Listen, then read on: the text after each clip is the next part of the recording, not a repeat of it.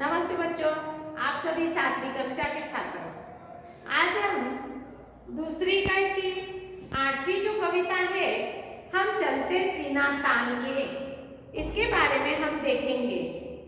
पढ़ो, समझो और गाओ। इस कविता के कवि है डॉक्टर हरिवंश राय बच्चन जी, यानी अमिताभ बच्चन जी के आपके फेवरेट जो प्रिय अभिनेता जो है अमिताभ बच्चन जी, इनके पिताश्री, इनका नाम है हरिवंश राय बच्चन जी। आप देखिए, इस कविता में कवि ने देश प्रेम, बंधुत्व, श्रम, समानता और देश प्रेम की भावना को, इसमें समता को भी, इस भावना के महत्व को प्रतिपादित किया है, विशद किया है, आदि भावों को इस कविता में बताया है।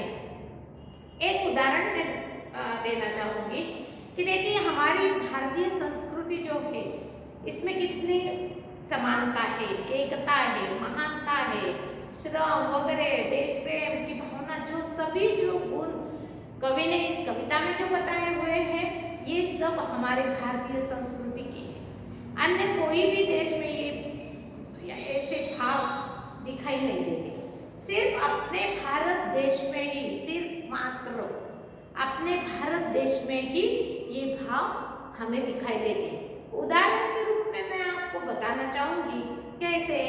तो मान लीजिए, हमारे भारत देश का यदि कोई पंजाबी, सिख हो या गुजराती हो, तो इस प्रकार यानी हिंदू हो, दूसरे अन्य देश में यदि गया, तो वहां पर ये भारत से आया हुआ सिख है, पंजाबी है, ऐसा नहीं, या ये हिंदू है, ऐसा जाति से नहीं पहचाना जाता, बल्कि उसे किस भाव से, कौन से नाम से जाना जाता है? ये भारतीय है। यह व्यक्ति जो आया हुआ है, यह भारतीय है, यह हिंदुस्तानी है। सिर्फ इस एकमात्र ऐसे उदाहरण से मैं आपको समझाया कि हमारे भारत देश में कितनी एकता की कड़ी जुड़ी हुई है, और एकता है, यह हमारी महानता है, यह हमारी विशेषता है। यानी हम सब भाई भाई हैं, हम सब एक है। ऐसा अनेक अनेक जाति धर्म के ये भारत देश में लोग रहते हैं, फिर भी उसमें यह भारत से आया हुआ सिख है, ये भारत से आया हुआ हिंदू है, ऐसा नहीं, बल्कि उसे एक ही नाम से पहचाना जाता है कि यह भारतीय है, यह हिंदुस्तानी है, उसके अन्य जाति से नाम से पहचाना नहीं जाता। तो इस उदाहरण से ही कितने हमारे देश की एकता है, कितनी महानता है, सिर्फ भारतीय संस्कृति में ये दिखाया गया। एकमात्र भारत देश ऐसा है कि बहुत सारे जाति धर्म के लोग यहाँ पर रहते हैं, इसलिए कवि ने यहाँ पर क्या क्या बताया है, यह हम देखेंगे। ठीक है, पृष्ठ क्रमांक 48 और 49 पर भी ये कविता है। अब सबसे पहले हम कवि का परिचय देखेंगे। जन्म 27 नवंबर 1907 इलाहाबाद उत्तर प्रदेश में हुआ। मृत्यु 18 जनवरी 2003 में हुई। रचनाएं हैं मधुशाला, मधुकलश, निशा निमंत्रण, क्या भूलूं क्या याद करूं, 10 बार से सोपान तक, नीड का निर्माण, फिर या आदि उनकी प्रमुख रचनाएं हैं। परिचय देखिए, बच्चन जी हिंदी कविता में उत्तर छायावाद के प्रमुख कवि हैं। प्रस्तुत कवि रचना के माध्यम से कवि ने समता, बंधुता, श्रम एवं देश प्रेम की भावना के महत्व को प्रतिपादित किया है, यानी विशद किया, इसमें यहाँ पर बताया गया है। यानी अपनी देश की श्रम, बंधुता, श्रम आदि भावनाएं, देश प्रेम की भावना कैसे इस कविता के माध्यम से बताया। ठीक है, अब देखें खोजबीन। भारत के सभी राज्यों की प्रमुख भाषाओं के नाम बताओ, उनसे संबंधित अधिक जानकारी पढ़ो। ये आप सभी छात्रों के लिए है। कहाँ से देखना है? पुस्तकालय से, ग्रंथालय से देखना है, अंतर्जाल से, नेट पर से देखना है। आप स्वयं के लिए ये कार्य बताया हुआ है। दूसरा और है पृष्ठ क्रमांक 49 पर, सुनो तो जरा, किसी शहीद और उसके परिवार के बारे में सुनो, उसके बारे में मुद्दे दिए हैं उन्होंने, जन्म तिथि, गांव, शिक्षा, घटना, इस प्रकार क्रम से उस शहीद के, जवानों के, आजकल कितने सीमा पर आप भारत पाकिस्तान की सीमा पर कारगिल युद्ध में संसद भवन में कितने हमले हो चुके हैं, फिर भी अपने जो जवान हैं कितने शहीद होते हैं और उनका कड़ा मुकाबला करते हैं। तो इस एकाध जवान की या फिर सैनिक की आत्मकथा यह भी लिख सकते हैं। और मुलाकात यहाँ पर किसी महत्वपूर्ण ऐसे जवान की या व्यक्ति की, सैनिक की तुम्हें क्या करना है, साक्षात्कार लेने के लिए भी कहा है। साक्षात्कार यानी मुलाकात, इंटरव्यू लेने के लिए कहा। और एकाध अभियान की, प्रयाण की या फिर देशभक्ति पर गीत ऐसे तुम्हें संग्रहित करने के लिए भी कहा है। ठीक है, इस कविता के आधार पर तुम्हें छोटे छोटे एक एक वाक्य के प्रश्न स्वयं तैयार करके उसके उत्तर लिखने, और जो भी कविता के नीचे दिए हुए स्वाध्याय व्याकरण की बातें वे तुम लिखनी है। इसका और भी जिक्र आज हम सिर्फ कविता, उसका आशय देखेंगे, समझेंगे, और इस स्वाध्याय की चर्चा हम जूम मीटिंग में दोबारा करने वाले, सभी प्रश्न भी देने वाली हूँ और कौन से निबंध लिखने ये भी। तब तक के लिए तुम्हें जितना हो सके उतना ये बताए हुई बातें जो है जितना हो सके उतना करना है।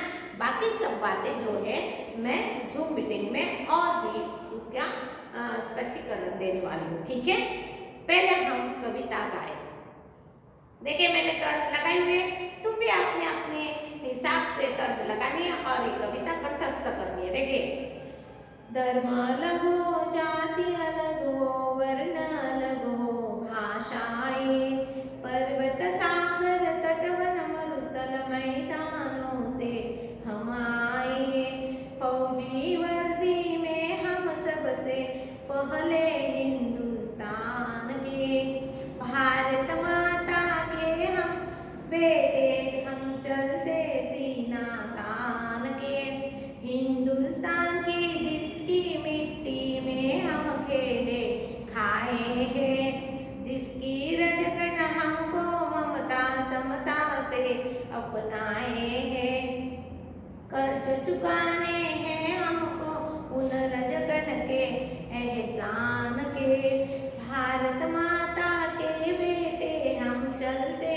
सीना तान के, जिसकी पूजा में सदियों से श्रम के फूल चढ़ाए हैं, जिसकी रक्षा में पुरखों ने अगणित शीश कटाए हैं, हम रखवाले पौरुष वाले उसके गौरव मान के, भारत माता के बेटे हम चलते सीना तान के, हम गिर जाए किंतु न गिरने देंगे देश निशान को, हम मिट जाए किंतु न मिटने देंगे हिंदुस्तान को, हम सबसे आगे रहते अवसर पर बलिदान के, भारत माता के बेटे हम चलते सीना तान के, जो वीरत्व विवेक समर में हम सैनिक दिखलाएंगे,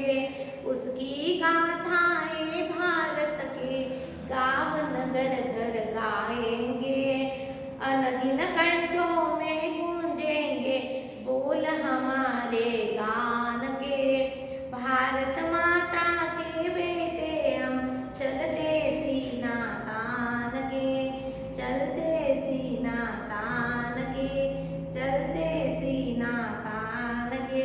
ठीक है, इस प्रकार तुम अन्य भी तर्ज में ये कविता गानी है और कंठस्थ करने, कंठस्थ यानी म्हणजे पाठ करायची। ठीक है, अब हम एक एक कड़ी का हम अर्थ देखेंगे। देखिए, भारत का नक्शा हमारे सामने लाना है। गुजराती, कोई यहाँ पर गुजरात से आया है, कोई रेगिस्तान का है, तो कोई दक्षिण की ओर से आया है, कोई सागर तट से, तो कोई पर्वतीय प्रदेश से आए हुए। तो सभी यहाँ पर इस भारत देश का जो नक्शा है वो देखना है। उसमें अनेक अनेक राज्यों का विभाजन कैसे, मतलब विभाग बताए हुए, और सभी राज्यों को जोड़कर कैसा ये हिंदुस्तान, कैसा ये भारत देश बना हुआ है देखना है।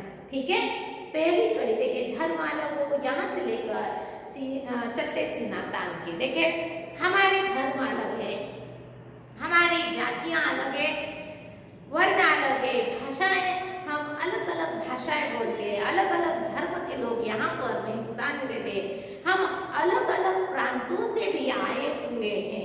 कोई पर्वतीय क्षेत्र से आया है तो कोई सागर तटीय क्षेत्र से आया है, कोई रेगिस्तान से तो कोई मैदानी क्षेत्र से, परंतु हम सब भारतीय सेना की वर्दी में सजे हिंदुस्तानी है।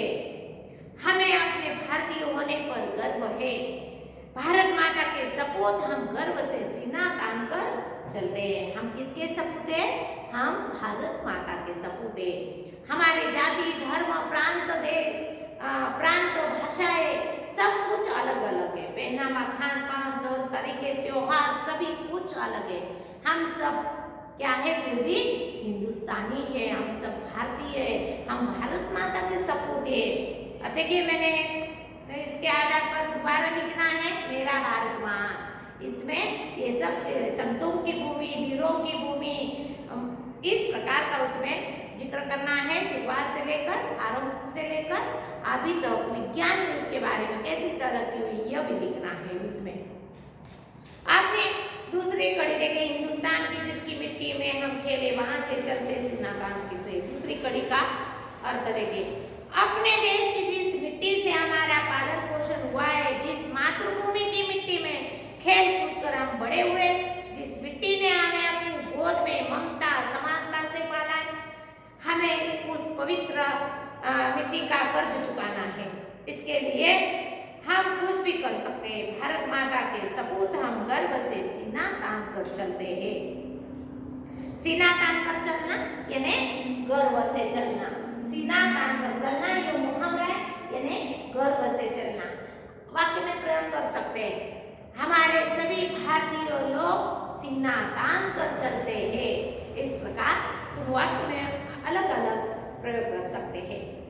अब तीसरी कड़ी जिसकी पूजा में सदियों से वहां से लेकर चलते सीना तान के। सदी यानी 100 वर्ष का समय, शताब्दी।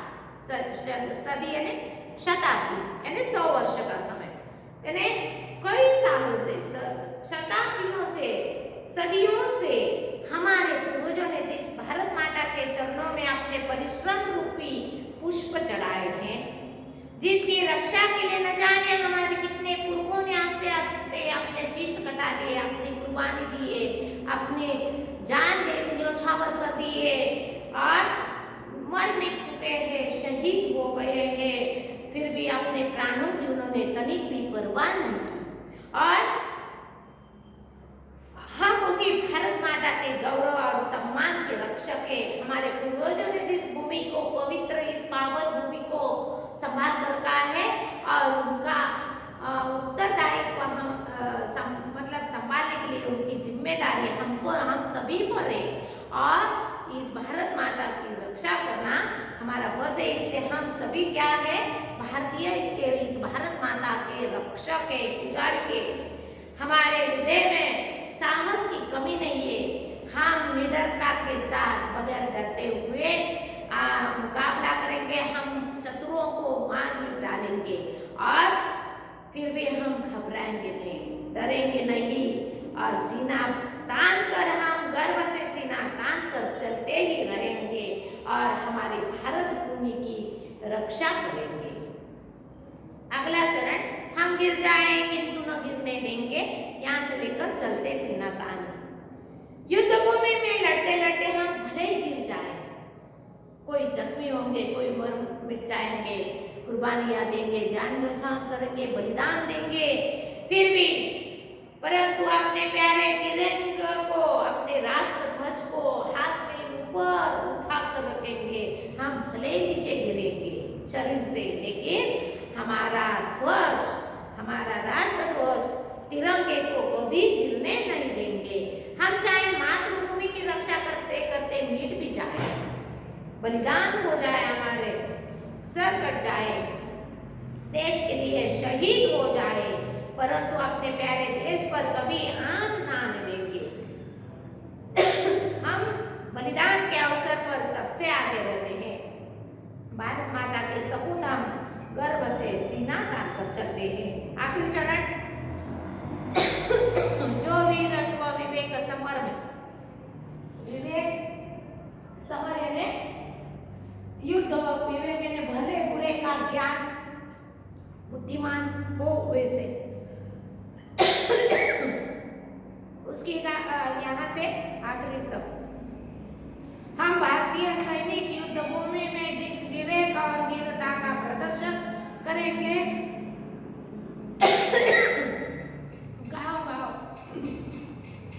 गांव-गांव, नगर-नगर, घर-घर में उनकी गाथाएं गाई जाएंगी। अनगिनत कंठों से हमारी वीरता और हमारे बलिदान के गीत गाए जाएंगे। भारत माता के सपूत हम गर्व से सीना तान कर चलते हैं। अब वीरता विवेक की हम क्या करेंगे, गांव-गांव, नगर, पूरे देश में हर एक घर में उनकी गाथाएं, उनकी प्रशंसाएं, तारीफ, सराहना करेंगे और हम सीना तान कर गर्व से हम भारतीय हैं, इसलिए हम आगे बढ़ेंगे भारत माता की रक्षा करने। ठीक है, अब यहाँ पर आए हुए कुछ नए शब्द देंगे। वर्णन रंग, मरुस्थल, रेगिस्तान, राजस्थान, रजगढ़, धूलिकण, समता यानी समानता, एहसान, उपकार, गौरव, सम्मान, पुरखे, पूर्वज, निशान, झंडा, वीरत्व यानी वीरता, विवेक, भले बुरे का ज्ञान, समर यानी युद्ध, गाथा यानी प्रशंसा, अनगिनत यानी अनगिनत जिसकी गिनती न हो ऐसे, गाथा यानी प्रशंसा, तारीफ, सराहना ऐसे भी कह सकते हैं। सीना तान कर चलना, यह मुहावरा है यानी गर्व से चलना। इसका वाक्य में भी प्रयोग करना है और भी छोटे छोटे एक एक वाक्य के प्रश्न तैयार करने हैं। स्वाध्याय की जो भी बातें दी है, प्रतिज्ञा भी लिखनी है, उसके मूल्यों को अपने व्यवहार में, आचरण में लाना है और सत्यापन करना है। हम सब एक है, हम सब भारतीय है, या मेरा भारत महान, इसके बारे में तुम्हें निबंध लिखना है। अपने राष्ट्रीय जो प्रतीक है उनके बारे में, देश के राष्ट्रीय प्रतीकों के नाम बताना है। उसमें ध्वज होगा, गान होगा, गीत होगा, फूल, फल, पशु, पंछी।